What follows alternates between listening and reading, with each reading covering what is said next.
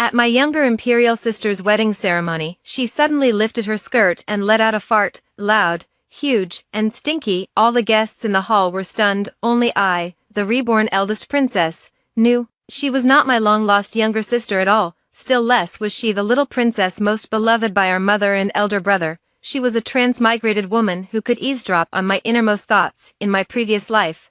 She relied on that eavesdropping to take everything from me, causing me to be despised and even stripped of the title of Grand Princess, and this time, fine, since you want to eavesdrop, then listen all the way through. In her previous life, after Suilio was brought back to the imperial palace, she could accurately state her elder brother's preferences every time she saw him. My elder brother and I grew up together from childhood. He never showed his joy or anger on his face. When I was young, I never dared to ask him. After more than 10 years of reading his expressions and gauging his mood, I still couldn't see through him, yet Suilio was able to win his favor every time, never once making a mistake. She could even make Father Emperor and Mother Empress smile, and come up with novel and interesting things for our brothers and sisters. All the imperial nobles praised her for being icy smart and clever, and in private they whispered that I, this grand princess, was hopelessly jealous. My elder brother, who had always been stern and unsmiling, even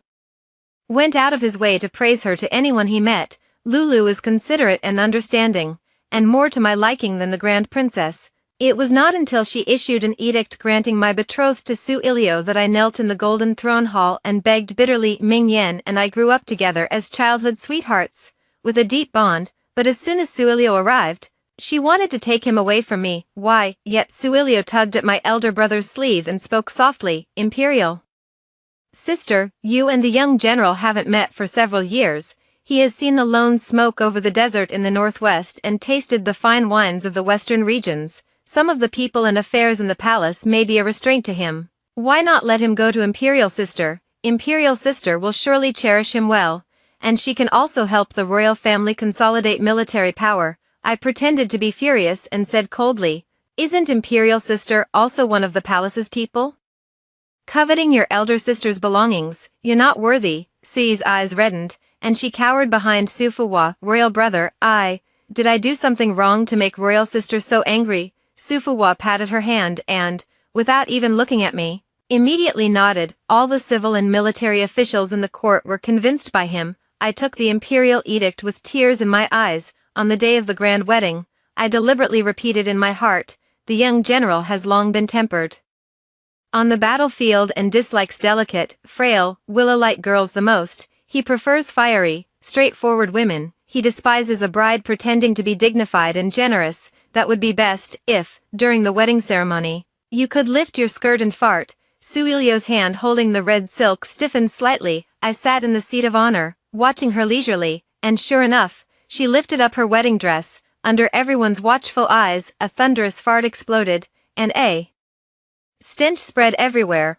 All the civil and military officials in court were shocked. The young general's brows furrowed so tightly they could have crushed a fly to death. I covered my mouth with my hand, idly fiddling with the vermilion polish on my nails. Your Highness, the eldest princess, Miss Su said that when you were little, you loved eating lotus flower pastries the most. She also said that when you were young, you secretly caught koi in the imperial garden pond to grill fish, and were scolded by the former emperor. His Majesty took the remaining 20 strokes of the ruler on your behalf. The matron lowered her voice and was relaying these words to me while I was sitting before the bronze mirror, applying a facial mask. When I raised my hand, my nightgown slipped down. The scar on the palm of his hand, not yet faded, was plain to see. I leaned in and took a closer look. Only a handful of people in the entire imperial palace knew about this matter. Me, His Majesty the Emperor, and the Empress Dowager, who was living in seclusion at the Sinang Palace. I lowered my sleeves and spoke in a flat tone. What else did she say? The matron hesitated for a moment, then continued. Miss Su also said that when your Majesty was young, you were very afraid of the dark. Whenever night fell, the room had to be lit with candles everywhere, and you often ran to the Empress Dowager's palace. Only by holding the cloth tiger sewn by the Empress Dowager could you fall asleep. My expression did not change in the bronze mirror. Even I didn't know about this, but I'm guessing my imperial brother's eyes must be red at this moment, because the matter of the cloth tiger was something I overheard by chance when the Empress Dowager mentioned it to her trusted nanny, and this afternoon, while I was taking a walk in the imperial garden, I just happened to recall this matter in my inner thoughts. I turned around and looked at the mammy. It is said that Miss Sue was taken by kidnappers when she was 3 years old and wandered in the common folk for 15 years. How could a 3-year-old child possibly remember such minor details from when the imperial elder brother was young? The mammy froze at that, her lips twitching twice. I did not continue speaking. The memories of my previous life were too vivid, weighing heavily on my heart. On the day Sue Ilio was brought back to the imperial palace, she was wearing coarse cloth clothes covered in patches and washed so many times they had faded white. Kneeling in the golden throne hall, she cried tearfully, her face wet with streaming tears. She said she had suffered for 15 years in the countryside among the common folk, and had longed day and night to go home. The emperor's brother shed tears on the spot and personally helped her to her feet. The civil and military officials of the entire court were all moved, and they praised Sue Ilio for her resilience and noble bloodline. Now that the imperial family has been reunited, it is truly a blessing for the state. Only I stood aside at the moment, saying nothing. I had a faint feeling that something was off. How could a child who left the palace at the age of 3 possibly know all about the old affairs of the palace? I didn't think much of it at the time. It was only later that Sue Ilio gradually devoured everything I had. My elder brother, my position, and even my fiancé were all taken by her one by one, driven to a dead end. I rose up in resistance, yet no one believed me. Unwilling to accept it, I pretended to submit. When Sue Ilio flaunted to me triumphantly how much her husband doted on her, I lunged at her and drove a knife into her chest. Watching her eyes widen in terror, I felt an overwhelming sense of satisfaction. Just as I bit through the poison pouch, preparing to end this unbearable life Sue Ilio lived, she brushed off her sleeves and climbed up from the ground, the corners of her lips curling as she smiled. Luckily, I have a system that can exchange points. You're stupid enough to keep giving me information every day without even realizing it.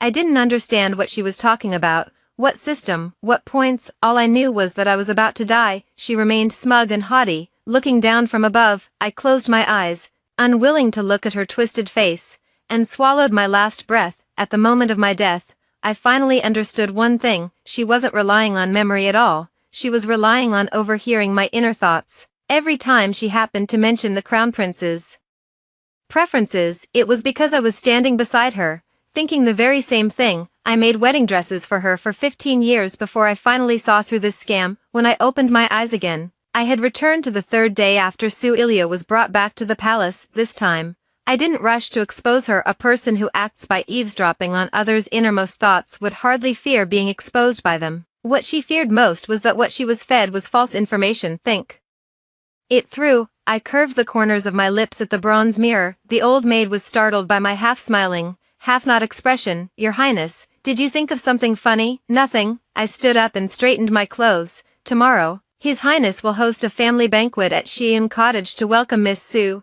Go and prepare a plain set of clothes for me, nothing too grand. The matron answered and withdrew. I walked to the window, where moonlight spread across the floor. In my previous life, I held my breath and fought desperately, strove desperately, snatched desperately, and in the end, I kept nothing. In this life, I will no longer fight an emperor who couldn't see people clearly, a good friend who believed every instigation, and ministers who were fair-weathered allies. Like woodworms, they gnawed away at the dynasty. What was there to miss? I was going to hand everything, personally, to Sue Ilio's lips. Only after she swallowed it would she realize it was all poison. The next day's family banquet was held at the elegant Sheehan Cottage. By the time I arrived, Sue Ilio was already seated beside my royal brother. Unlike yesterday, she had changed into a tender green palace dress, with a matching ribbon tied in her hair, and a few pearl blossoms the size of grains of rice pinned in place. Looking gentle and lovely, the imperial brother was smiling as he spoke to her,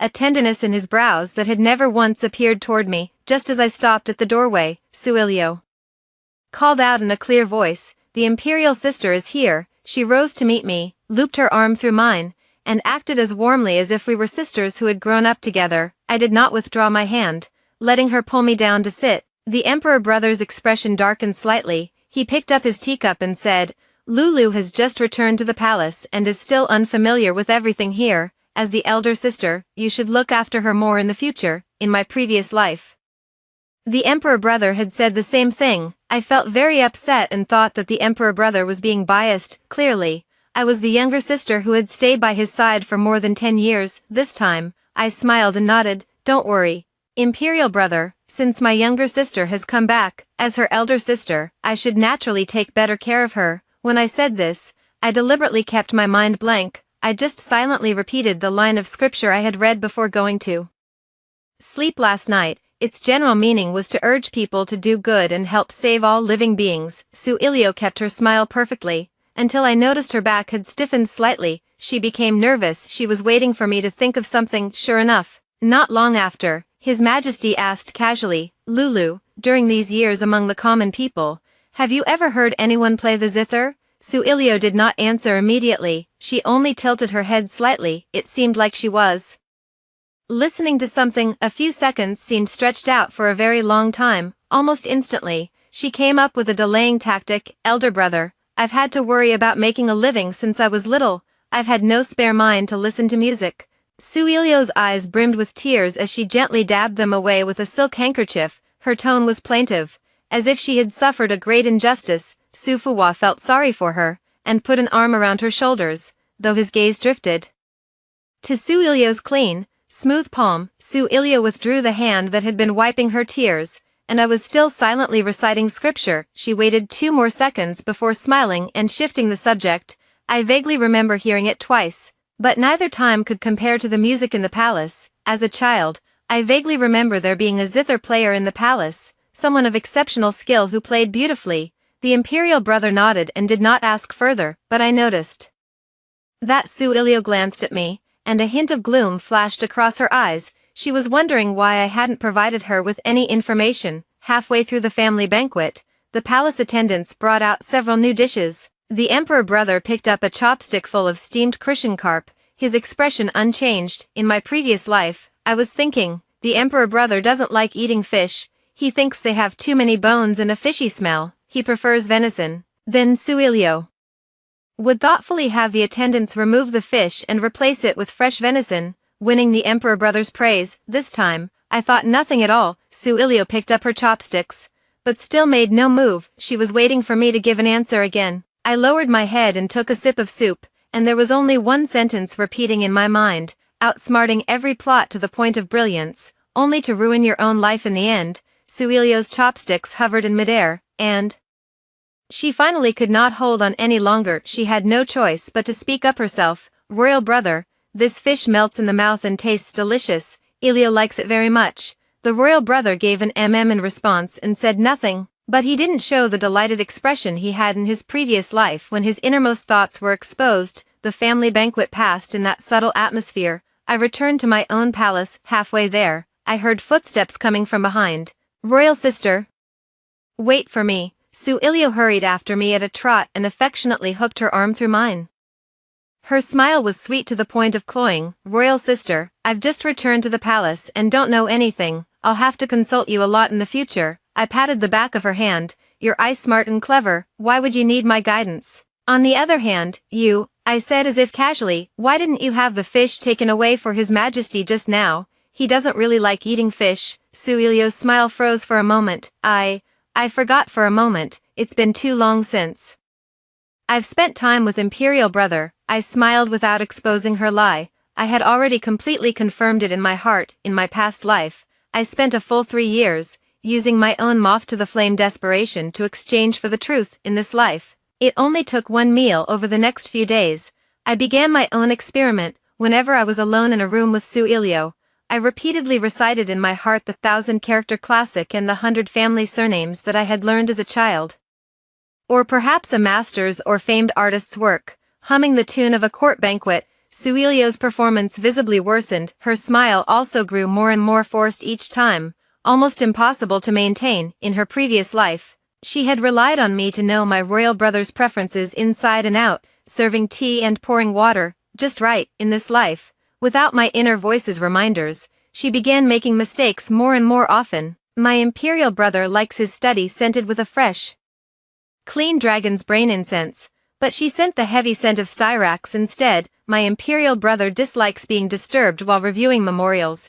yet she insisted on walking in at that very moment with a tray of pastries. My elder brother's complexion grew worse with each passing day. Su Ilio became increasingly uneasy by my elder brother's side. Soon, she adjusted her strategy. On the 6th day, she came to my quarters on her own. Stepping in under the lingering glow of the setting sun, elder sister, I've upset royal brother again today. She was lying on my lap, looking pitiful. I've been living among the common folk for too long. I really can't get used to the palace rules. Elder sister, you've grown up in the palace since you were little. Can you tell me what royal brother usually likes? This was her true purpose. She discovered that my inner thoughts were all useless information, so she wanted to extract answers directly from me. I sighed.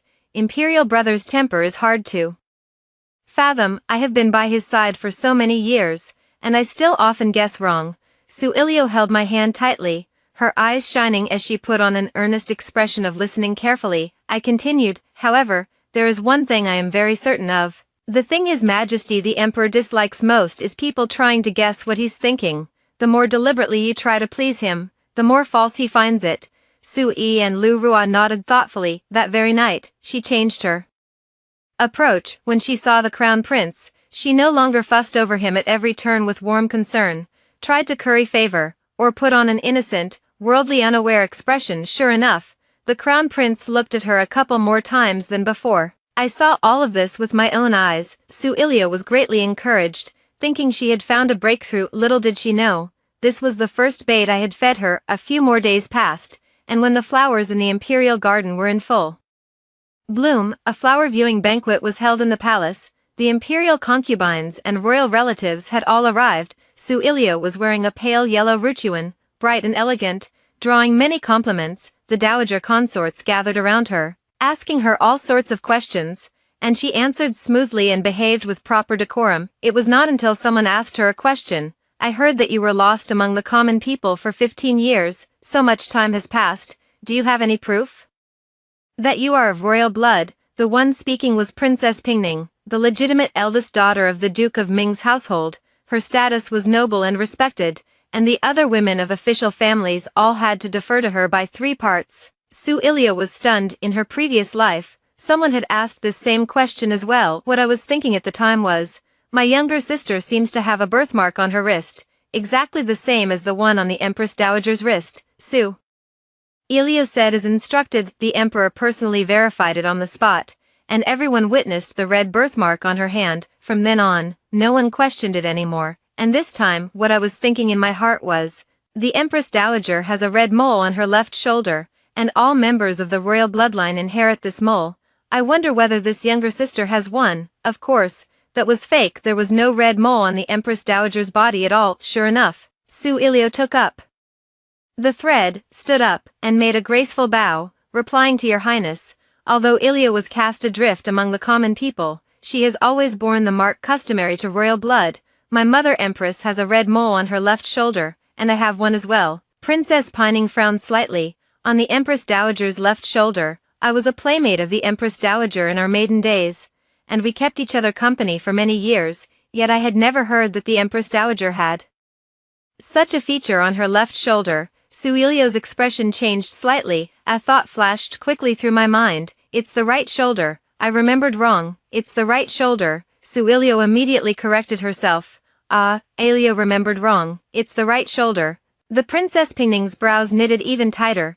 This old woman has accompanied the Empress Dowager to countless banquets and ceremonies, yet I have never heard of the Empress Dowager having any red mole on her right shoulder. The smile on Su Ilio's face cracked, and the hand hidden in her sleeve clenched into a fist. I lowered my head, hiding the smile in my eyes. The relatives present began whispering to one another, and the Princess Pingning's gaze lingered on Su Ilio for a long time. The murmurs reached Su Ilio's ears, and she swayed unsteadily, on the verge of collapsing. At the critical moment, the emperor spoke. Lulu was recognized by the birthmark on her wrist, and bloodline verification has already been done as well. This matter need not be discussed further. The emperor's single sentence silenced all doubts. Su Ilio let out a breath of relief and looked at her imperial brother gratefully, but she did not notice that when Pingning County Princess left, she turned back to glance at her. That accusatory gaze was as sharp as an eagle's. I had already planted the first seed of suspicion in her mind. After the flower viewing banquet, Suilio's attitude toward me changed noticeably. She no longer clung to me asking endless questions. And even when we met, her smile was forced. She had become wary of me. I don't care, because what happens next doesn't require her to pry information out of my heart at all. At this point in my past life, Grand General Ming Yu brought his eldest son, Ming Yen, into the palace to offer thanks. Ming Yen has been my betrothed since I was young. Although we hadn't seen each other for many years, this marriage was arranged when the Grand Emperor was still alive, and it was known throughout the entire court. I remember clearly, in my previous life, after my imperial brother met Ming Yen, he went back and changed his mind, intending to bestow this marriage on Suilio instead. I went to confront him. He said, Lulu has suffered many hardships among the common people over the years, and I owe her a great deal. The general's son is both wise and brave, a perfect match for Lulu. I could not accept it. I bled from banging my head on the golden throne hall floor, and all I got in return was the ridicule of the entire court. They said I was desperate to marry, that as a dignified princess I was clinging to someone else so eagerly. They said I was jealous and intolerant, unable to tolerate even one pitiful younger sister in this life. I will never kneel again. As expected, 3 days later, Ming Yu and his son entered the palace to see the emperor. When I heard the news, I was practicing calligraphy. The matron came hurrying over. Your Highness, General Ming and his son have entered the palace. His Majesty has summoned them in the imperial study. I heard Miss Su is there too. I set down my brush and blew on the ink. Understood, Your Highness. Won't you go take a look? Young Master Ming is your betrothed, after all. What if Miss Su does something again? No rush. I stood up and picked up the roll of silk manuscript that had long been prepared on the table. Let them talk first. I'm going to the imperial study room. I have other matters to attend to. When I arrived at the imperial study room, the eunuch at the entrance was just about to announce me. I raised my hand to stop him. Faint sounds came from inside. It was Suilio speaking. Imperial brother. When Ilio was among the common folk, I had already heard of young Master Ming's great reputation. Seeing him today, he truly lives up to his name. I could not make out my imperial brother's voice very clearly, but his tone was distinctly cheerful. I pushed the door open and went in. The four of them all turned to look at me at once. My imperial brother was seated in the main seat, with Suilio sitting to his right. Ming Yu stood at the lower end, with a young man in red-fitted attire behind him. Ming Yen, I quickly thought to myself, Ming Yen is really handsome. Suilio immediately revealed a subtle smile. I withdrew my gaze and bowed to the emperor. Brother, Fuyu has come to deliver this month's copied Buddhist scriptures. Su Fuwa took the silk manuscript and flipped through it casually.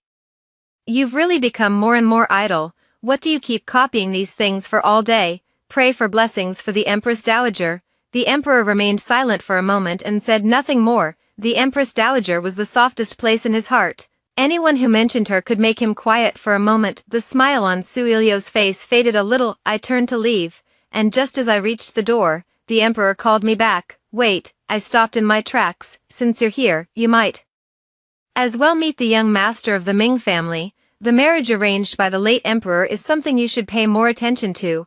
I turned around and, with proper decorum, gave Ming Yu and his son a slight curtsy. The moment our eyes met, I thought to myself, this man was snatched away by Suilio in my past life. In this life, I will personally send him away. Suilio's eyes widened slightly. She heard that, but she didn't understand. Over the next month, Suilio accelerated her plans. She frequently appeared by the emperor's side, always just when I happened to be absent. Whenever I wasn't around, she couldn't eavesdrop on my inner thoughts, so she obtained information in another way. She bribed the head palace maid to peek at my daily records. The first time the mammy discovered that the sleeping quarters had been tampered with, she was so frightened that she nearly reported it to the imperial guards. I stopped her. No need to make a fuss. Let her see. The maid still did not understand. I gave no explanation from that day on. I deliberately wrote a little more into the daily records. I heard today that imperial brother told General Ming that he wanted to choose a suitable match for Ilio,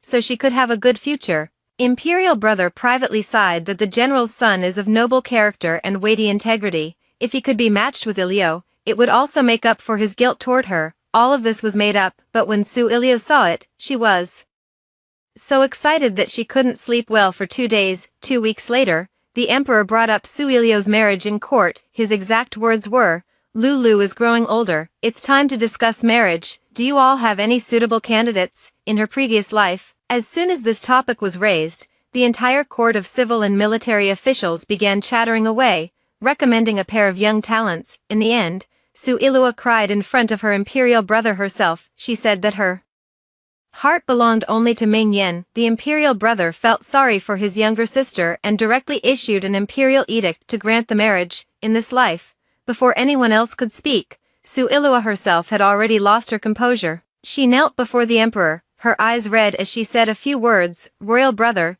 Qingyue knows she should not speak out of turn, but Qingyue has lived among the common people for many years, and her only wish is to marry someone who truly treats her well. Qingyue has heard that young Master Ming is brave and skilled in battle, and I have admired him for a long time.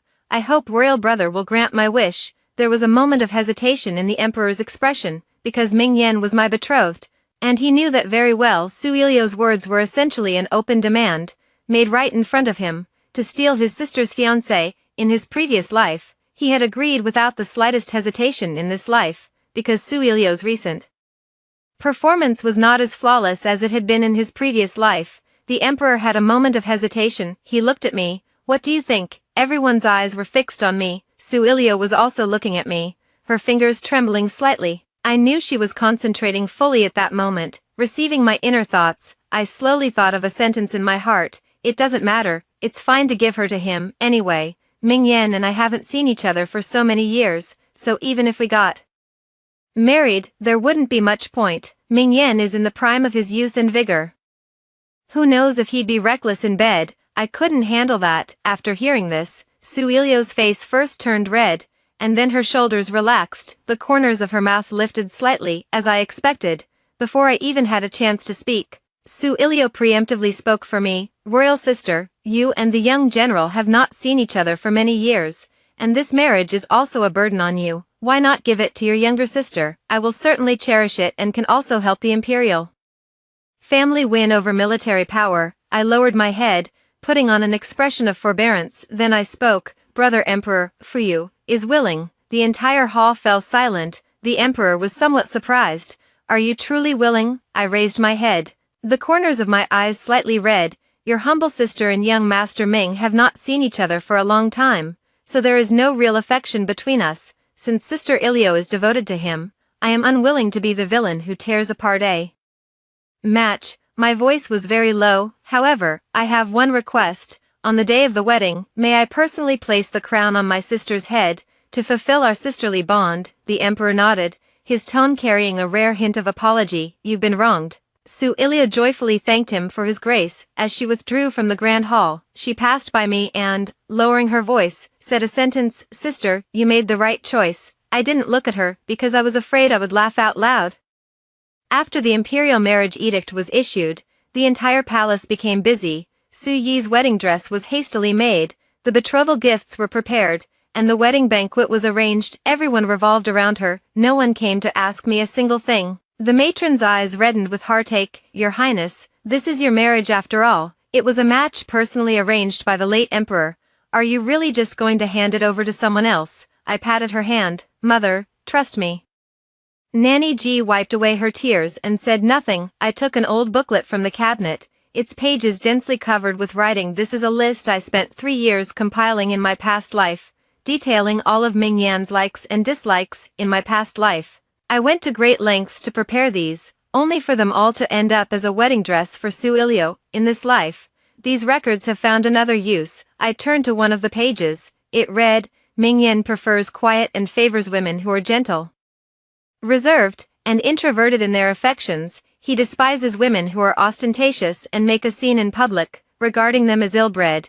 I turned that sentence over in my mind. Ming Yan hates women who pretend to be weak the most. He likes forthright, spirited women. The more bold and unrestrained they are, the more he admires them. If, at the wedding banquet, you can laugh and talk loudly and carry yourself with ease, you'll definitely make him see you in a new light. I would engrave this sentence, word for word, in my mind on the day of my wedding, but now was not the time. 3 days before the grand wedding, Su Ilio came to see me. She brought a box of pastries, saying she had come to thank me for my understanding. Elder princess, Ilio knows you've been wronged. Once I marry over, I'll make sure young Master Ming is even more loyal to the imperial family. I took the pastries, picked one up, and said with a smile, "You're too kind, sister." Suilio sat down opposite me, picked up her teacup, and asked casually, "Imperial sister, what kind of person do you think young Master Gu is?" As she asked this, she raised one eyebrow slightly. She was waiting for thoughts about Ming Yen to arise in my mind.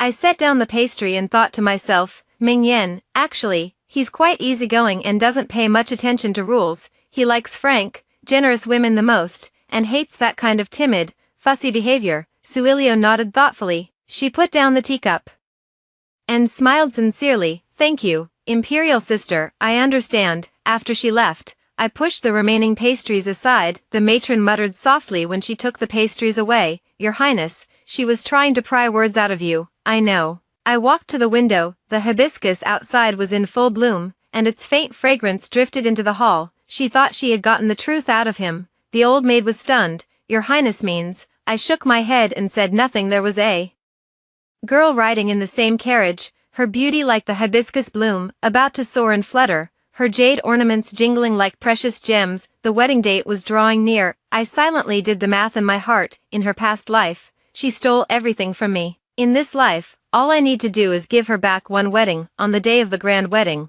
the entire capital was lit up with lanterns and decorated with festive ribbons. Red silk was hung from one end of the street to the other at the gates of the general's residence, and the people flocked in droves to witness this grand imperial marriage bestowed by royal decree. I claimed to be ill and did not attend, hiding in my sleeping quarters. The crowning was just an excuse. I wanted to make her anxious for a while, but I sent the nanny. The nanny is my eyes. "Your Highness, the wedding banquet has begun." The nanny's personal maid ran back and forth, delivering news every quarter of an hour. I sat by the window, holding a cup of tea, listening quietly. I figured Suilio must be getting anxious from this moment on. The same words kept repeating over and over in my mind. Ming Yen likes bold, straightforward women. The more uninhibited she is at the wedding banquet, the more he'll think she's genuine. You mustn't act reserved, and you mustn't pretend to be weak. You have to speak loudly, drink boldly, and slap the table as you laugh. That is the perfect wife in his eyes.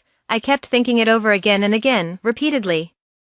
Even though Lu Qingyue was in the general's residence, separated by more than half the capital, as long as her so-called systems range could reach, she would definitely hear it. In my previous life, even when she stayed in the same room with me, she could eavesdrop without missing a single word. What I was betting on was that she would be nervous today and would rely on the information she got from my inner thoughts even more than usual. By the time the first message came back, half a cup of tea had gone cold. "Your Highness, Miss Su at the wedding banquet." The maid's voice was somewhat strange. "Speak." The maid swallowed and her voice trembled. Just as Miss Su was bowing in the wedding ceremony, she suddenly lifted her hand and raised the heavy hem of her wedding gown, and in front of all the guests and the Ming family elders, she let out a loud, long fart. I picked up the teacup and drank the cold tea down. Sure enough, the fish had taken the bait. "Your Excellency, the red candles are brightly lit, and the hall is full of guests."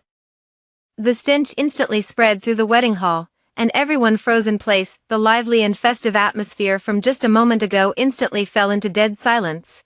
The ritual official's ceremonial register slipped from his hand and hit the ground with a thud. Among the guests, some covered their noses, some looked aside, and some could not help but let out low sneers. Ming Yen stood opposite him. His usually stern face was as dark as stagnant water, his brows tightly furrowed, and the disgust in his eyes seemed about to spill out. He had trained on the battlefield since childhood and despised frivolous, undignified behavior in women above all else. Even more, he loathed anyone who would embarrass themselves so utterly at such a solemn occasion as a wedding. If not for the emperor being present, he would have long since dropped the red silk in his hand. Suilio seemed not to notice at all and even picked up the wine cup from the table, boldly lifting the bridal veil. "Yanji, Elio offers you a toast. Once we're married, let's treat each other like brothers." Ming Yin closed his eyes, let out a sound from between his teeth, and ground out through clenched teeth, "That's enough. Haven't you embarrassed yourself enough already?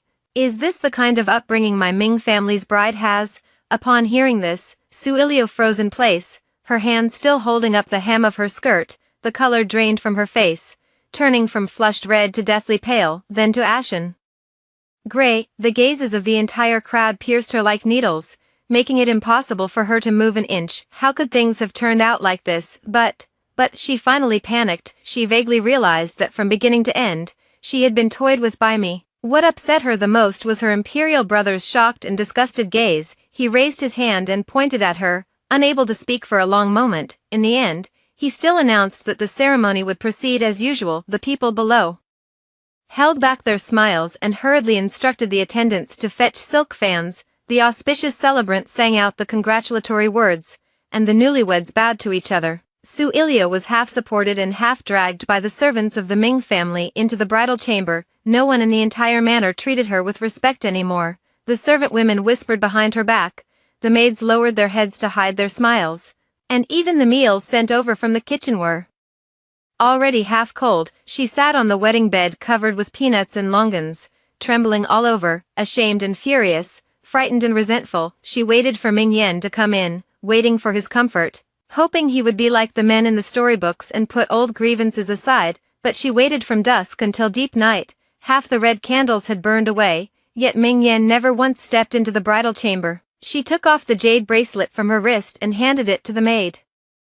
Before finally inquiring about Ming Yan's whereabouts that night, he stayed directly at the military camp.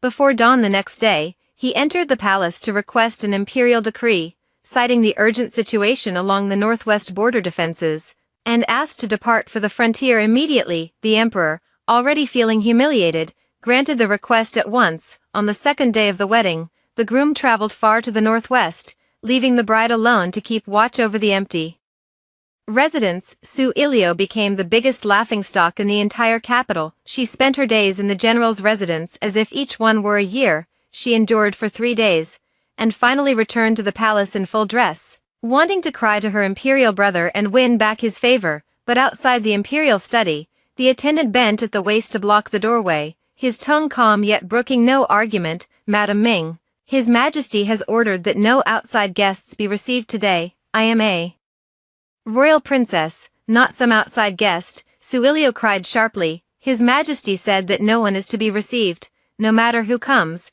She stood on the palace path, the sunlight glaring, while her heart sank into an icy abyss. The imperial brother, who once treated her with utmost tenderness, personally helped her to her feet, and praised her as sensible to everyone, now refused even to see her once. A tidal wave of hatred surged in her heart in an instant. She hardly had to think before deciding that I was the cause of all this. She shook off the palace attendants and stormed all the way straight to my grand princess's residence. The guards at the gate tried to stop her, but she shoved them aside with one hand. She rushed into the main hall and saw me reading by the window, the sunlight falling on my sleeves, as quiet and untouched as if free from dust. Her long-suppressed humiliation and anger erupted completely as she pointed at me and shouted accusingly, "It was you. You deliberately harmed me. You knew Ming Yan's preferences all along, and you intentionally fabricated lies in your heart to mislead me. You never had good intentions from the start." I slowly closed the book, lifted my gaze to look at her, my expression calm and unruffled, neither angry nor pleased. "How can you say that, sister? The marriage was something you personally asked His Majesty, my royal brother, to bestow upon you. Ming Yan was someone you personally asked for. From start to finish, I merely went along with your wishes and fulfilled your desire. How could that be called harming you? You clearly knew he disliked being flamboyant and losing composure, yet you deliberately told me he liked being straightforward and bold." "I never said that," I said lightly. "It was all something you heard yourself, and it was also your own choice." I paused, my gaze falling on her panicked face, and slowly uttered a sentence. "It's also the answer I've always wanted. What exactly is that system you've been relying on all along?" Su Ilio's whole body jolted, her expression changing drastically, her pupils contracting violently as she stumbled back a step as if she had seen a ghost. How do you know about the system? There's no way you could know." I raised my eyebrow lightly. "The smug system exchange points she uttered before dying in my previous life. I remembered it all the way to my rebirth. Carved into my bones. She thought it was a hidden source of support known to no one, but little did she know, I already knew everything." Su Ilio was utterly embarrassed, her mental state completely collapsed. She braced both hands on the table and screamed wildly in her mind, "System, I want to start over. I want to go back to the day I was recognized in the palace. I want to archive and restart." I'm willing to pay any price. If my points aren't enough, I'll use my lifespan, use my fortune, use everything. Her mind was utterly silent after a long while. A cold, mechanical notification finally sounded. The current plot node has been permanently locked.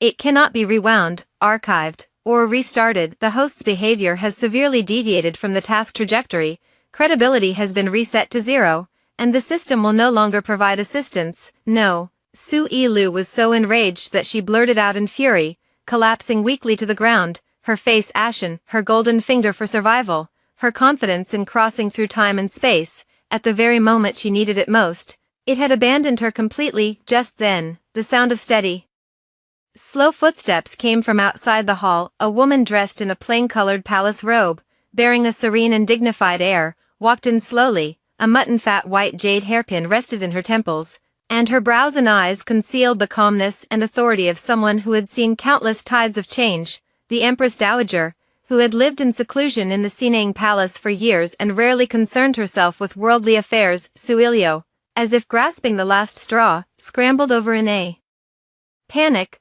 clutching tightly at the Empress Dowager's skirt, crying pitifully with tears streaming down her face. Mother Empress, save me. Mother Empress, the princess has framed me, she's bullying me, you must stand up for me. The Empress Dowager lowered her eyes, her gaze resting calmly on her, her voice not loud, yet carrying unquestionable authority. The system you speak of, I once had as well. Su Ilio's sobbing came to an abrupt halt. She stared in shock, frozen in place. I also froze slightly, a trace of surprise rising in my heart. I am not a person of this world. The Empress Dowager spoke slowly, a look of wistfulness passing over her face. Many years ago, I was participating in a project in a modern laboratory when I accidentally encountered an accident. My consciousness was swept into this space-time, and I was bound to a system just like yours. But later, the energy was exhausted. The system disappeared, and I became trapped here, never able to go back. I slightly furrowed my brows, and a chill gradually rose in my heart. The so-called system is by no means some stroke of fortune or providence. It is merely a means to abduct souls and control minds. It abducted you from the modern world, brainwashed you with vanity and greed, made you stop at nothing to seize everything from others, do all kinds of foolish things, and end up harming both others and yourself. Su Ilio's face was deathly pale, but she still refused to admit defeat, choking back tears as she retorted, my life in the modern world was a total mess. My parents only loved my younger brother, everything good in the house belonged to him. I've been wearing his hand-me-down junk since I was little, eating rice mixed with soy sauce. Dogs ate better than I did. My grades were garbage. I only got into a junior college on the college entrance exam, and after graduation I went to serve dishes.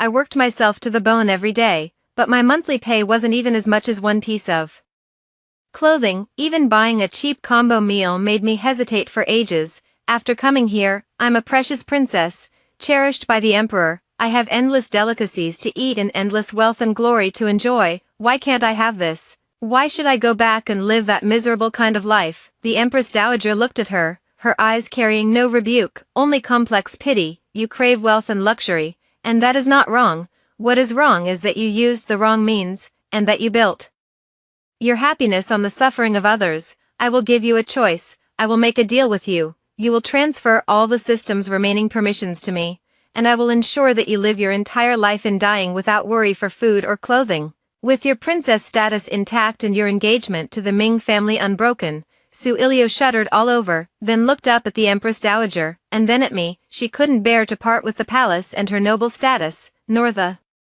glory that was once within her reach. Even though she had fallen out of favor and was now ridiculed, she had no desire to return to that gloomy, oppressive modern world. After a moment of struggle, she gritted her teeth and nodded, her voice hoarse, I agree. The next moment, a barely perceptible streak of white light floated out from between her brows and landed on the Empress Dowager's fingertip. System permissions transferred successfully. New host, Empress Dowager. Remaining functions of the original host locked. The Empress Dowager closed her eyes, and when she opened them again, a faint glimmer that had long been absent appeared in her gaze. The system that had disappeared for many years had finally returned to her hands. She could go home. She looked at me, her tone gentle, carrying sincere goodwill. For you, I can activate the system and take you back to our original world. There, It's a new society where everyone is equal. You can start over and live again, for yourself. I gazed at the sky outside the palace, my mind utterly clear. This deep palace had trapped me for 2 lifetimes.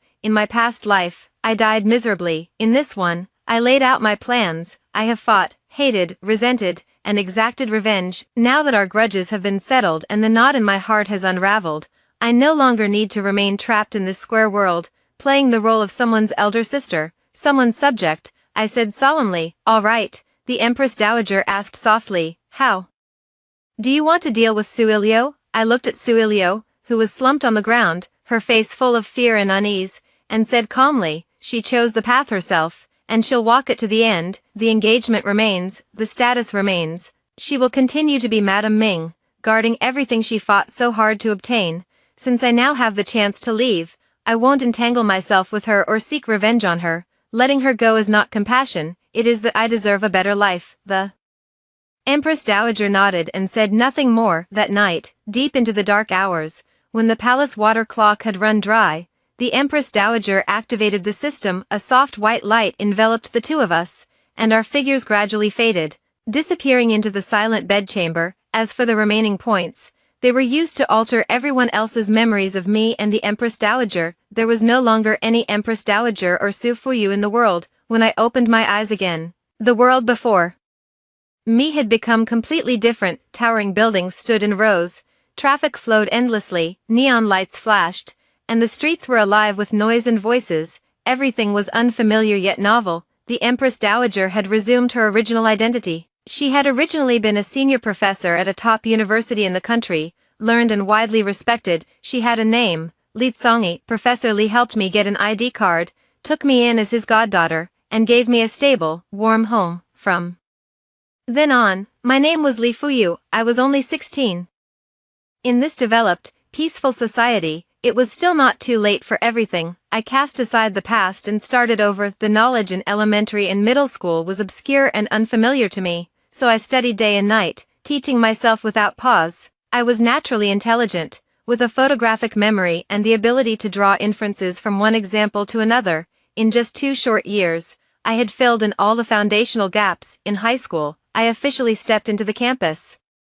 Sitting in the classroom alongside other youthful students, I chose the science track. Although subjects like math, physics, and chemistry were challenging, I immersed myself in studying them, making gradual progress and steadily improving my grades. When the college entrance exam results were released, I was admitted to a top-tier first-class university with excellent scores. During my 4 years of undergraduate study, I worked diligently and studiously, winning scholarships every year. Upon graduation, I chose to take the postgraduate entrance exam and entered a 985 university. After CHSI released the proposed admission notice, I chose Taiho, now Professor Li, as my advisor. In the lab, in front of the desk, I could always be seen. My name gradually began to appear in international journals. Only by striving hard for what I wanted and holding it firmly in my own hands did I feel at ease. My days were full and peaceful, and every day felt meaningful. After finishing my experiment and returning to the dorm, I scrolled through videos on Douyin and burst out laughing. I've watched plenty of time travel dramas too, and I even went looking for commentary to watch. So this is what it looks like from other people's perspective. Interesting. Truly interesting. The Grand Princess of Dying, once trapped in the depths of the imperial palace, walked step by step into a broad, open path of her own in modern society, becoming the person she had always most wanted to be. Generations come and go endlessly, year after year. The river and moon remain much the same. The seasons turned, and the great Jing dynasty still stood. Ming Yen had been stationed in the northwest for a year before returning in triumph to the capital. When he came back to the capital, he brought with him a lonely frontier woman with no one to rely on. Orphaned, without kin or support, Ming Yen took pity on her tragic background and kept her by his side. Su Ilio and her mother-in-law stood at the mansion gate, craning their necks in eager anticipation, only to see Ming Yen dismount and carefully help the woman out of the carriage. The woman was delicate and soft, with a bright smile and cheerful conversation, but her belly was protruding high. It seemed she was already several months pregnant. Su Ilio's vision went black, and she nearly fainted. This Wasn't this the classic opening of one of those female-oriented web novels she had read on her crappy 64G phone while lying in her dorm during her junior college days? Before her emotions had fully settled, the woman in front of her stepped forward softly and knelt to the ground. "Greetings, madam, this humble concubine." Before she could finish speaking, Ming Yan lifted her into his arms, tossed out, "4 is frail and can't stand any anger," and then passed through the crowd and returned to the manor, leaving Su Ilio alone, utterly bewildered in the wind. She finally understood everything she had fought desperately to seize had never belonged to her. In the first place, the life she had chosen with her own hands would, in the end, have to be endured inch by inch until the very end. I wonder how many will return by moonlight. The setting moon stirs feelings across the river trees. Su Ilio couldn't sleep in the middle of the night. She put on her clothes and got up, gazing at the bright moon in the sky as she murmured to herself, "I wonder how things are over there." Su Fuyu is a liberal arts girl, and she clearly studied the induction formula, trigonometric functions, and all that. After hearing this story, what do you think? Feel free to share your thoughts in the comments section. Now let's begin a new story. My younger brother's girlfriend said that to get married, they wanted a wedding house and a bride price. But when it was time to register the marriage, she said her family had hidden the household register, and that we'd need to give their family another 1 million yuan. I only said one sentence. It is also possible to obtain the certificate by getting a household registration certificate from the local police station.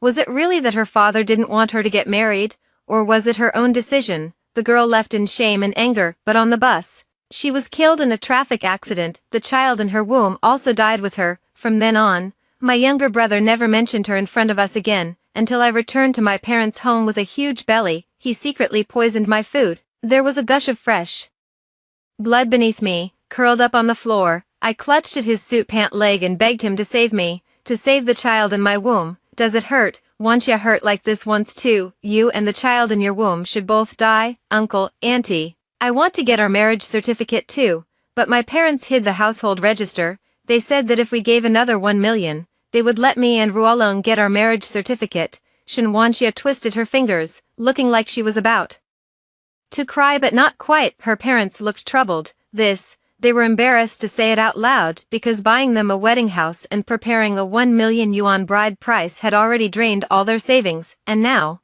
right when it was time to get the marriage certificate, they suddenly asked for another 1 million. Ordinary families don't have that much money. Her younger brother held Shen Wanxia in his arms. Sister, what should we do? He was always like this. When he encountered difficulties, he would turn to me for help. I would also always step forward and take on everything for him. When he was a child, he was beaten until his face was black and blue, and came back to me crying. I picked up the broom from home, went outside, and beat those kids until they knelt down begging for mercy. He stood by, feeling immense satisfaction as his long-held grudge was finally avenged. Although I was a few years older than him, even a hero cannot withstand heavy blows. To defeat them, it all came down to a fearless, all-out approach. Even though I won, I was covered in bruises and was in pain for days after returning home. Under the expectant gaze of my entire family, I raised my hand, gave the younger brother beside him a big slap. Everyone was stunned. Sis, why did you hit me? Zhang Ruolong stared in shock, clutching his face, unable to believe that his sister, who had always doted on him, would actually hit him. I'm hitting you because you deserve it. You're all adults, and as a man, you should be protecting women, yet here you are, a college student, getting a girl pregnant. Do you have any sense of responsibility at all? Although I was verbally scolding my brother, I was also indirectly criticizing Shen Wanxia. My brother, being straightforward, didn't catch the implication. Shen Wanxia, however, lowered her head guiltily. Wanxia, don't be afraid, we'll stand up for you. You all discuss it first. I'll support whatever you decide. Driving for 5 hours is too exhausting, so I'll go back to the room and rest first. I gently patted Shen Wanxia's shoulder. Under the stunned gaze of the whole family, I returned to my room. Right after being reborn, I encountered such a scene. I first vented my anger by giving Zhang Ruolong a slap, but that was far from enough. I need to go back inside and think this through carefully. In preparation for their winter vacation wedding, Mom and Dad repainted the house and bought a new bed and new sofa. It could be said that everything was ready, and all that was left was the auspicious day of the second day of the Lunar New Year. But on the very first day they came back, they brought up that, Even though the wedding house and the bride price had already been given, they would still need another 1 million in my previous life. I quietly reminded my younger brother behind the scenes, you can also get the marriage certificate by obtaining a household registration certificate from the local police station. Was it her dad who didn't want her to get married, or was it her, my younger brother immediately turned around and went to question Shinwanxia. My sister said you don't want to get married to me, is that really true? Shinwanxia left in humiliation and anger. My younger brother was also sulking and didn't go after her. But on the way back, she was in a car accident, she and the child in her womb both died. I cried and apologized to my younger brother. My brother overturned the table, his eyes red as he shouted, from now on, no one is to mention her name again. 3 years later, I returned to my parents' home heavily pregnant. Zhang Ruolong secretly poisoned my food. I curled up on the floor, blood gushing beneath me. I clutched at his suit pants, begging him to save me, to save the child in my womb. Does it hurt? Late summer once hurt this much too. You and the child in your belly both deserve to die. I finally understood, so he had always hated me to the bone, all these years. He had endured in silence without striking back, just waiting until I got pregnant, so he could make me experience the agony of heartbreak at night. After I had already gone to bed, Mom came in with a glass of milk. After watching me finish it, she still didn't leave and simply sat down by my bedside. Why do I get the feeling Shinwanxia isn't simple? She wouldn't be fooling Long, would she? Of course she isn't simple. My younger brother and Shinwanxia met on the high-speed rail, in the vast sea of people. Their seats happened to be next to each other. Shinwanxia took out her phone and secretly snapped a side profile photo of her younger brother. She also sent a voice message to her best friend. The handsome guy on the high-speed train is from Tsinghua, too. That side profile is killing me. Her younger brother wasn't deaf. He heard it, his ears turned red, he stiffened all over, not knowing what to do. Shinwanxia giggled gracefully. She said to him, handsome, let's add each other on WeChat. On Shinwanxia's Zaya Hongshu, she detailed the romance of her first encounter with her younger brother. She also continued to show her fans the romance of their first confession, date, and trip together, leaving her fans green with envy. There was also a comment from a longtime fan, woo-woo, where's my blonde-haired, blue-eyed foreign hottie? Shinwanxia replied, I'm just too petite, so even a foreign hottie can't swallow me up, added a playful tongue-out emoji, as if feeling it was inappropriate. She quickly deleted the reply, but I happened to see it and Mom saw that I wasn't saying anything and said again, Long just thinks too simply. As his older sister, you should help him keep an eye on things more often. After all, she was someone who had been through it all before, and her eyes were sharp as ever. In my previous life, it was only after her hint that I decided to have a talk with my younger brother, but when I was poisoned and rolling on the ground in pain, my parents said with tears in their eyes, Ying, don't blame Long, he's suffering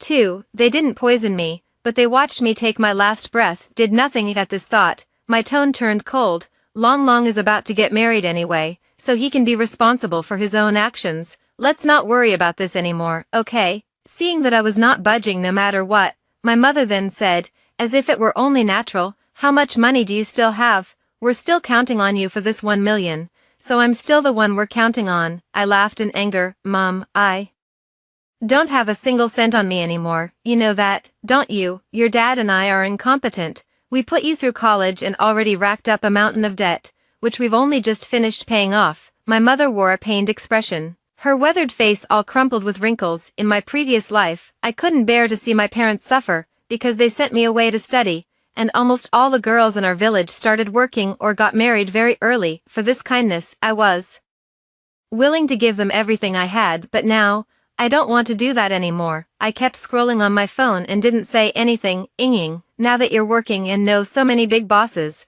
why don't you think of a way? Big bosses all have money. I could be their mistress and get 100,000 a year in upkeep money. It'd only take 10 years. You, Mom stood up. Ying, how can you talk like that? I smiled, seeing a figure flash past the doorway. Don't we still have a house back in our hometown? If you sell it, wouldn't that be enough too? Why go so far as to sell your daughter? Sure enough, the next day, my younger brother discussed it with my parents. Don't we still have a house back in our hometown? We don't live in it anyway. If we sell it, we should still be able to get around 1 million yuan or so. Mom and Dad said this money isn't for them to spend, they're keeping it saved for us. What a good son you are to your parents, you're about to squander away all the property.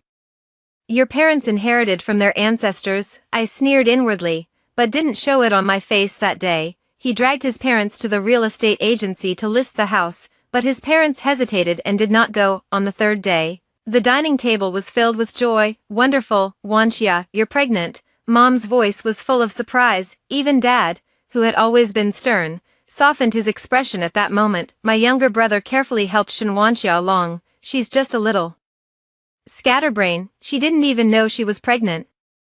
I was the one who found out first. Wanxia seemed not to have fully recovered from the shock of being pregnant yet, and could only manage a forced smile. It's not confirmed yet, it could also be a false pregnancy. After saying that, she covered her mouth and dry heaved twice. Her mother beamed with joy, rubbing Wanxia's arm. Auntie has been through this before, and one look at you tells me you're expecting. Good girl, don't worry, once you marry in, Auntie will definitely treat you like my own daughter. I slowly tore at the bread in front of me. Treat you like my own daughter, that didn't hurt that much either. My younger brother helped Wanxia back into the room to rest. Mom sat down beside me and gave me some more rice. Since that night, Mom and Dad hadn't spoken to me again. If it weren't for Wanxia being there, they probably wouldn't even have given me food. You're suddenly being so nice to me now.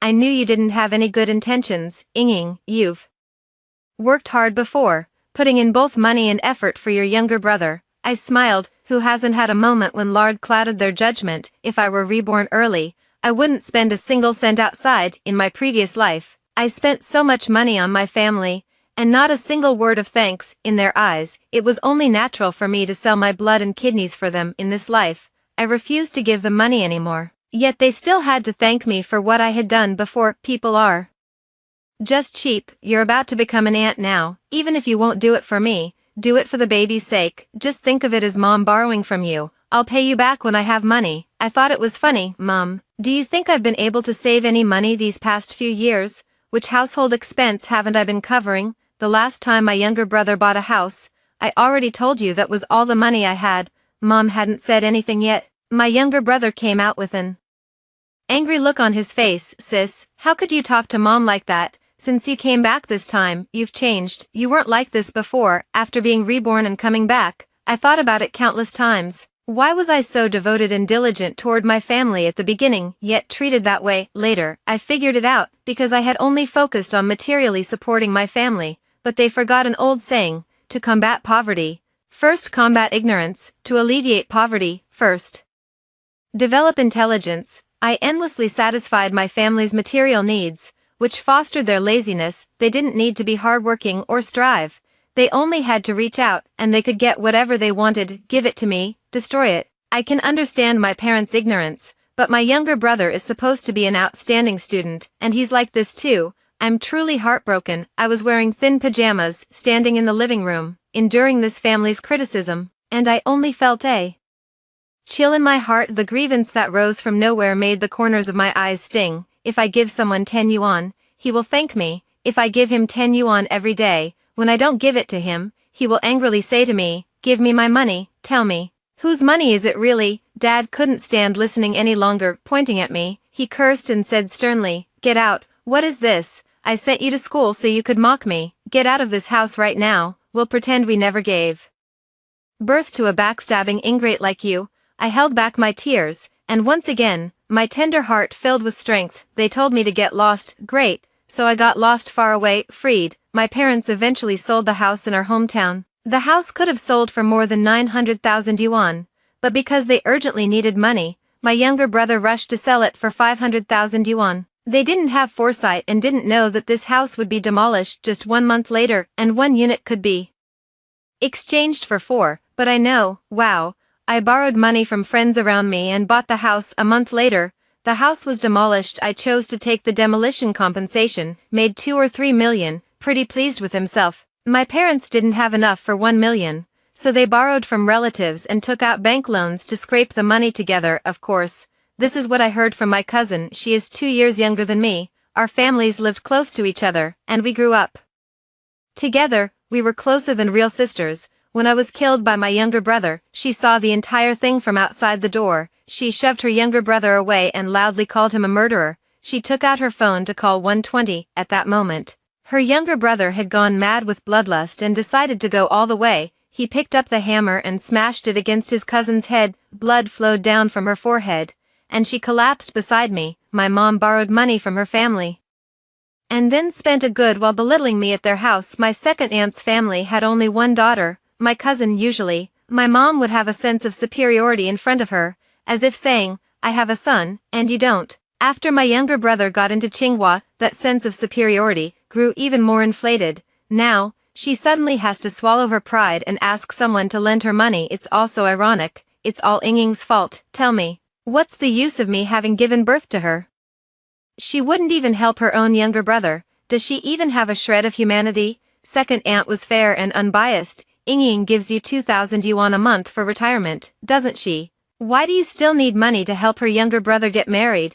Is this what young people call a brother-supporting woman? My mom didn't manage to borrow the money and left, getting herself into a mess. When they held the wedding, I attended as well. It was my younger brother who called me. Sis, I'm getting married, come then too. Don't worry, I won't ask you to lend me money. After saying that, he hung up the phone. Ungrateful little brat, you eat my food, drink my drinks, and now that I'm not giving it to you this one time, you're already getting angry. I've really spoiled myself. I arrived rather late, just as the banquet was about to begin. When Mom saw me, the smile on her face instantly froze. Dad was welcoming the guests and didn't spare me a single glance. My mom had already spread the word among our relatives, and everyone was talking about it. How can she be such a sister? She's only coming to her younger brother's wedding now. Wedding, my ass. I heard her mom say that because of her, Xiao Long almost didn't even get married. So what does this girl need culture for? Once she's had too much education, she doesn't even recognize her own kin. My dad, reeking of alcohol, staggered up to me. Xiao Xia, while we've got the chance, Dad needs to say a few words to you. He spoke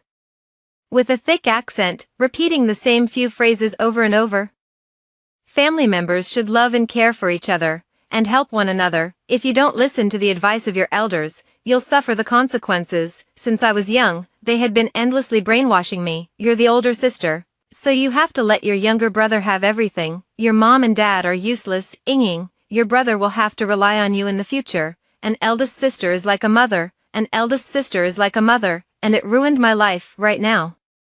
I hate other people's lecturing the most. I pick at my ears. If you don't listen to the elders, you'll be happy all year long. Yeah, Dad, you know what? I don't believe a single punctuation mark of what you're saying right now. My dad was so angry that he raised his hand to hit me. I immediately grabbed his wrist. Dad, in broad daylight and in front of everyone, are you trying to make social news? I don't really care. Your son is a Tsinghua top student, right? The last time he made the news was after the college entrance exam, and this time it's at a wedding he held before even graduating. My dad stared at me with red, bloodshot eyes. In the end, he lowered his hand. Sister, you're looking down on us for being poor now, but my husband will succeed in starting his own business within 3 years after graduation and become the president of a publicly listed company. By then, don't blame us for not recognizing you. Shen Wanxia smiled brightly, unable to hide her smugness. I knew she had also been reborn. My cousin said that after Shen Wanxia got married, took a leave of absence from school and stayed at home at ease,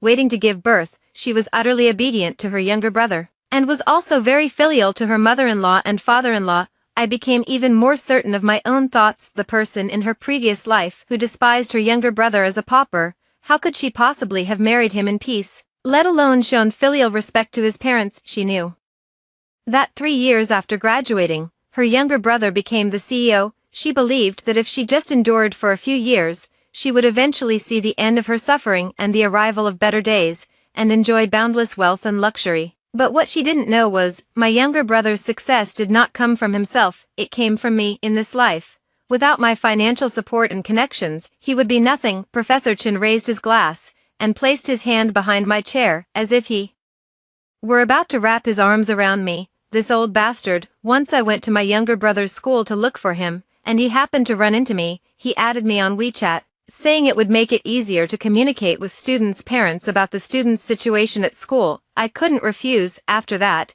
he often used the excuse of discussing my younger brother's issues to ask me out. He would touch me inappropriately, both openly and covertly. Before, I had been constrained by the fact that my younger brother was in his hands. I endured the nausea and dealt with him. After a few drinks tonight, He suddenly leaned his face close to mine. Miss Zhang, student Zhang Ruolong is outstanding at school, and that all comes down to your guidance as his elder sister.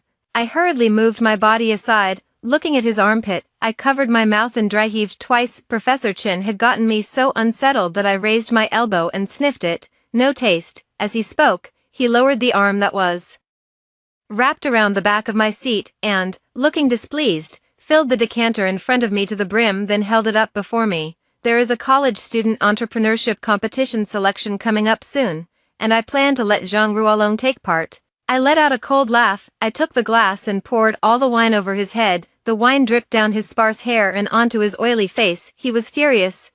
Do you know what you're doing? Do you want to ruin your brother's future? Everyone in the quiet restaurant turned to look. I elegantly wiped my hands with a tissue and picked up my handbag. If you've got the guts, kill him.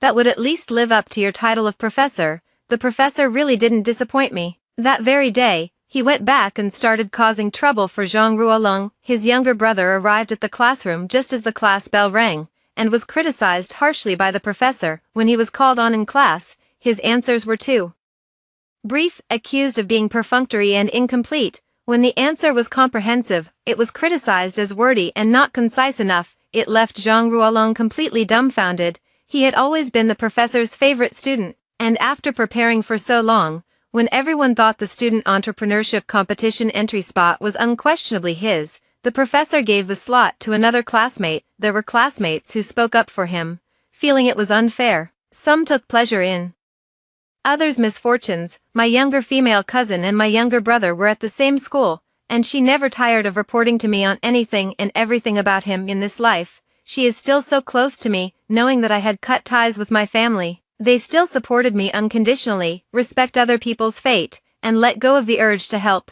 Look at how you've made yourself all grubby and disheveled. If we went out together, people who didn't know us would think you were my mom. It's better to put effort into treating yourself well than to spend time taking care of others. Are college students these days really this precocious?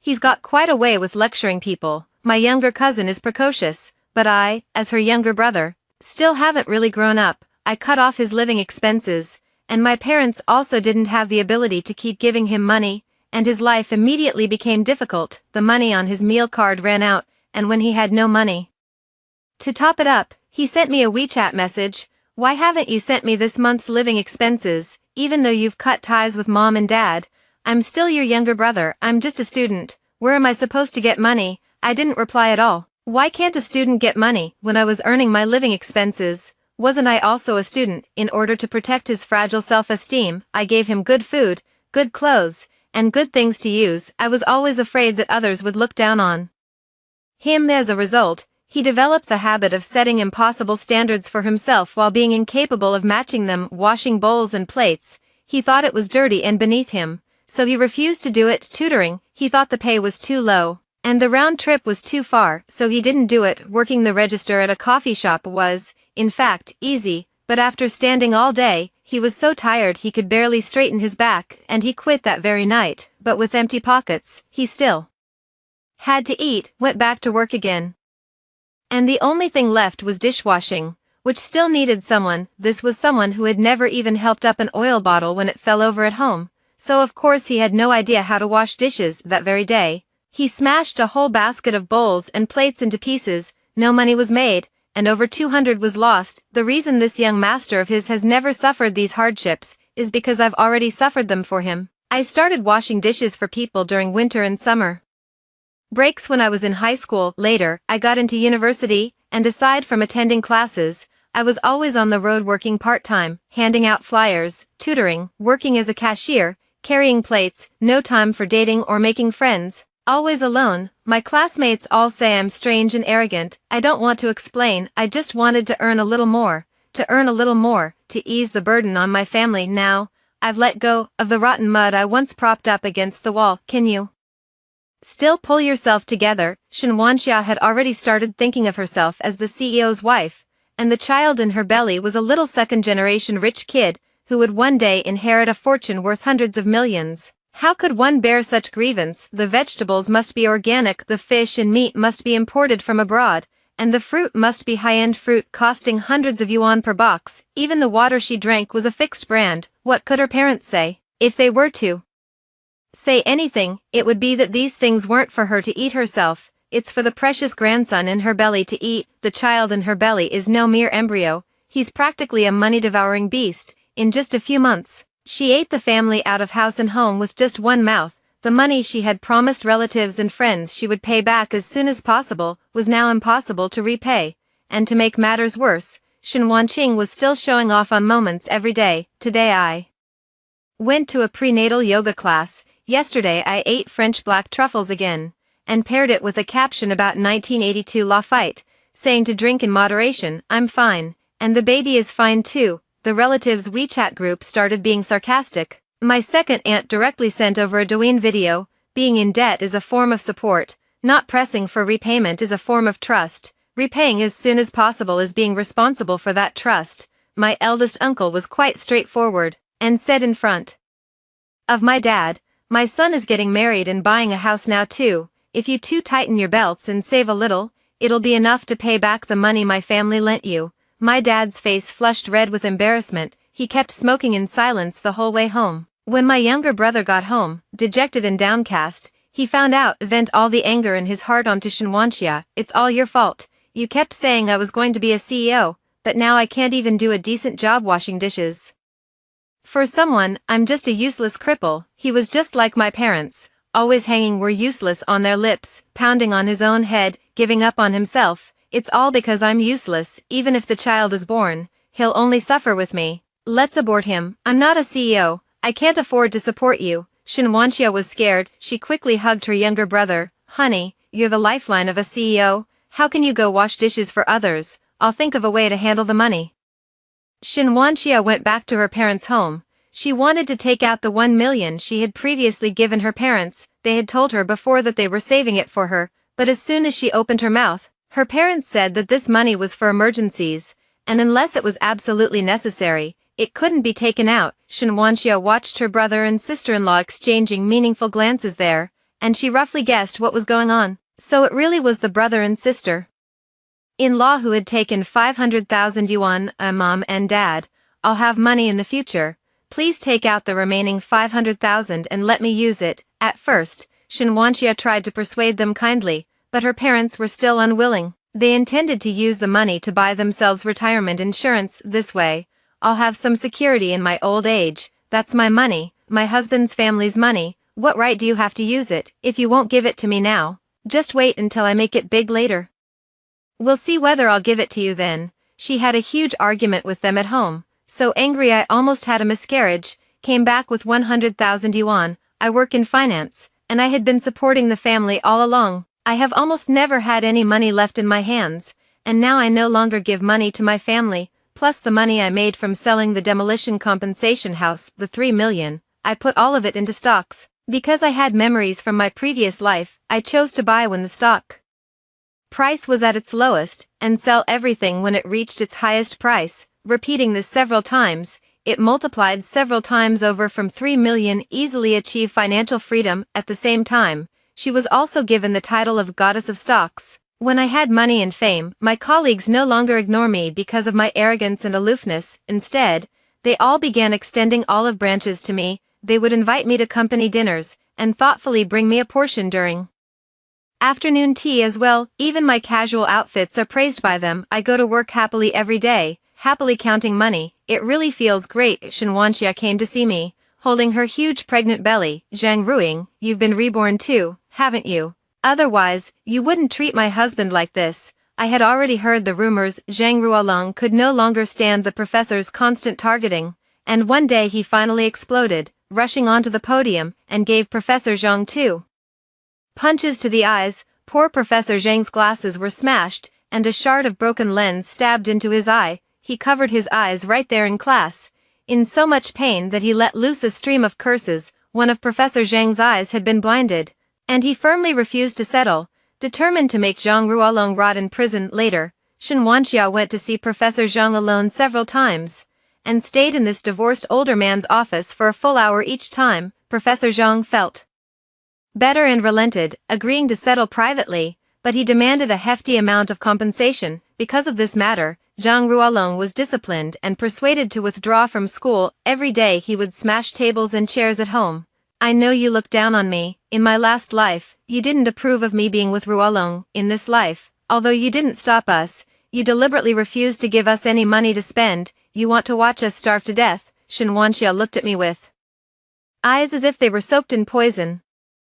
I no longer bothered to pretend either. Since you've been given a second chance at life and didn't die, you should cherish it. As for my money, you won't get a single cent. I've already made a will. When I die, my assets will be left to the cats and dogs I've adopted, so they'll be provided for and won't have to worry about food or clothing for the rest of their lives. Shen Wanxia proudly lifted her chin. There was a gambler's stubborn resolve in her eyes. Ruolong has already started his own business. What's one diploma? He'll succeed. By then, the three of us will be living in a villa, with nannies and drivers taking care of us wherever we go. I just need to hold on for 3 more years. In this life, she had betrayed her family. She gave up her studies. She had no choice but to go all the way down the wrong path, stubbornly determined to prove that she had not bet wrongly. I let out a scoff. My foolish sister-in-law, a diploma really means nothing, but the connections and platform behind it are beyond measure. Without those, could he ever rise to great heights again, even if he was exceptionally gifted and worked hard, with the shackles of a heavy family burden? How many years of effort would it take to catch up to the pace of his previous life? I don't know whether his younger brother's startup was successful right now.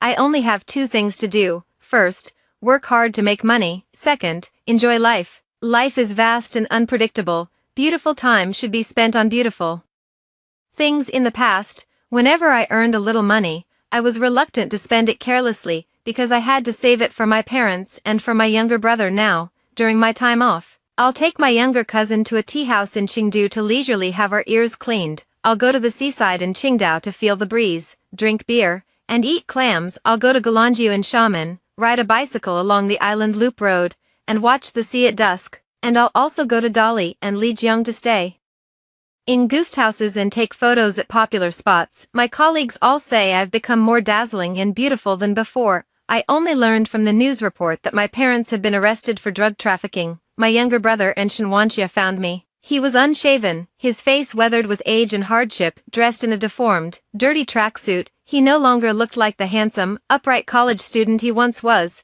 When I first bought him this outfit, the suit, which cost several thousand yuan, made him look even more like a wealthy young gentleman. When he first met Shen Wanxia, he was wearing this very outfit, just 1 year apart, and he had already fallen into such disrepute. You're far too heartless. Mom and Dad had an accident, and you didn't even ask about it. I spoke in a flat tone. I'm an ungrateful wolf, heartless, got to keep this image going. They were desperate for money too. If you had given us the money, would they have had to do that? Oh, my good brother, since you're here, I'd like to ask you something. Our parents were honest and plain their whole lives. Besides yelling at me, they didn't dare say a damn thing to anyone outside. How did they end up going down the path of drug trafficking? Zhang Ruolong seemed never to have thought about this question, and for a moment he was stunned. Shen Wanxia said guiltily, who knows, your husband paid the school a large sum of money, and once the child in my belly is born, there'll be more money to spend. My in-laws couldn't bear to see my husband suffer, so they did something wrong. Husband, don't worry, once the baby is born, I'll stay home and take good care of the child.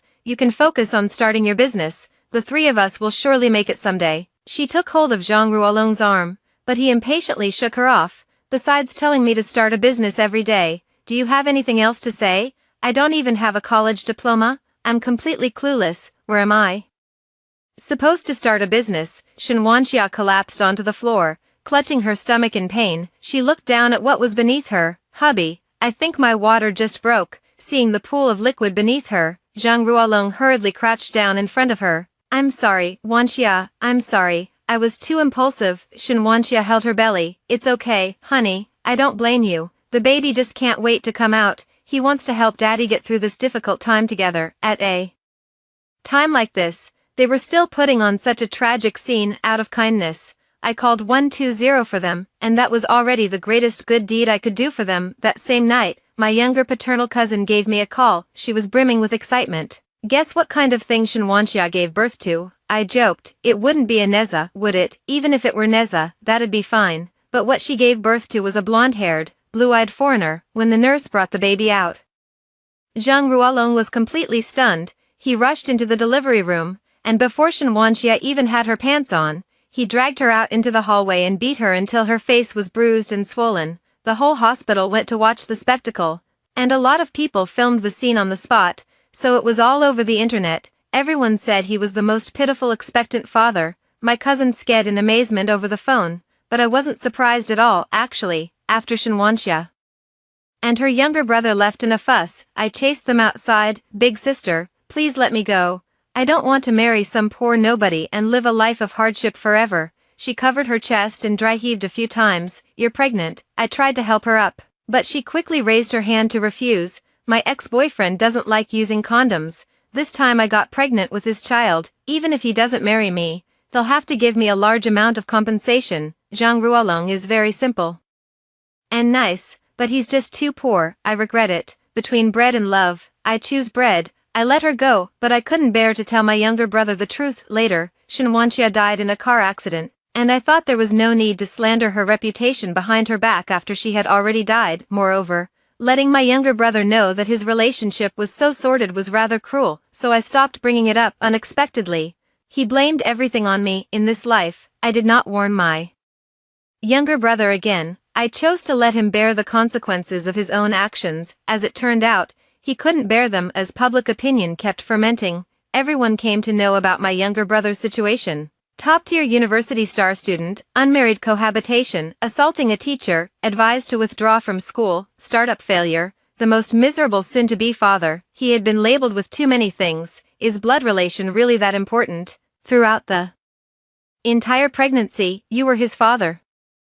Don't you have any feelings for this child at all? Shen Wanxia held the child in her arms and knelt before him, begged him to take her and her child in. This became the last straw that broke the camel's back for his younger brother. He picked up the hammer from home and smashed it down hard on them. One strike, twice, 3 times. The whole world fell silent. Between heaven and earth, only my younger brother's desperate growl remained. During the period when my parents were detained, they kept silent. But when they heard about my younger brother, they couldn't hold it in anymore. They confessed everything. It turned out that all of it was ordered by Shen Wanxia. She told them it was just a matter of running errands and delivering things. 1,000 yuan per trip, because they knew the boss.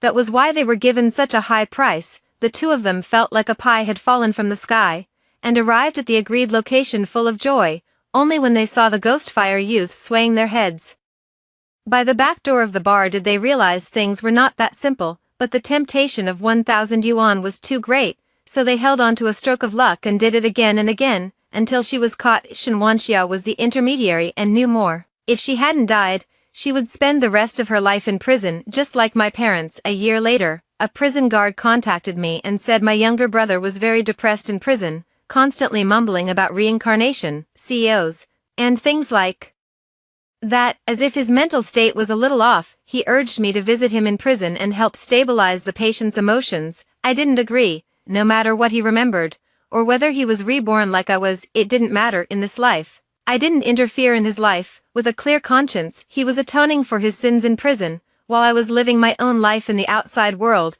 with no interference from each other. This is very good. After listening to this story, what are your thoughts? Feel free to share your thoughts in the comments section. We look forward to hearing from you.